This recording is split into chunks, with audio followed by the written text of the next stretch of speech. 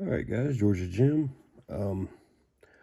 As I mentioned in my last video doing the Riv Pick stuff, Rob Pingor, the co-owner of Covert Instruments, he reached out to me to thank me for giving the Riv Pick an honest review, not just making assumptions on how their products are, and really putting it through its paces, going from white to black. You know, he didn't ask me to do any of this. I just did it on my own because I wanted to see.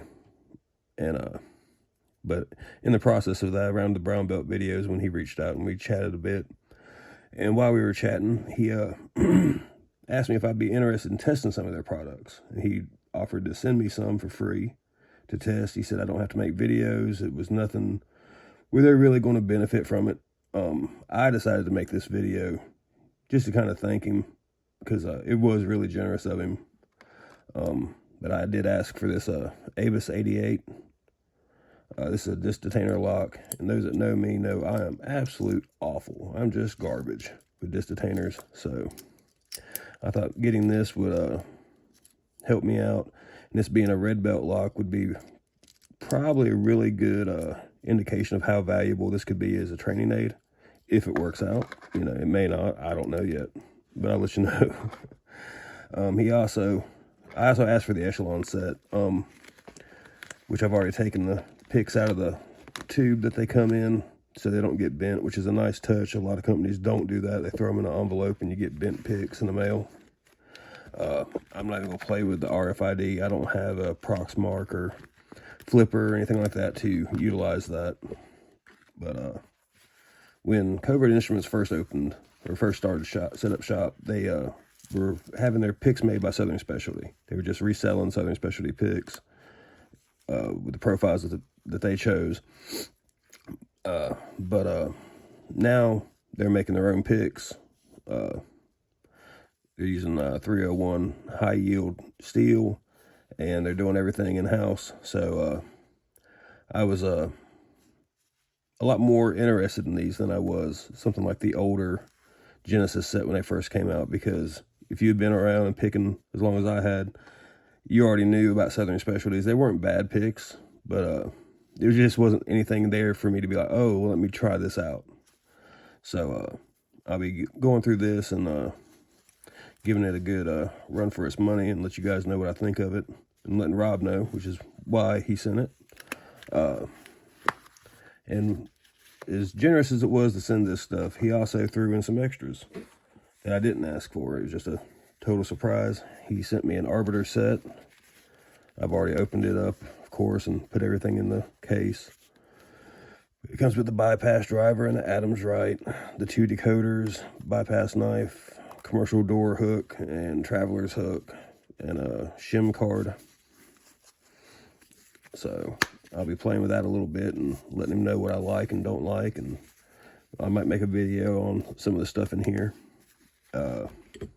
He also included a extra case, one of the Garrison, just basically a black Echelon case, which I thought was nice of him.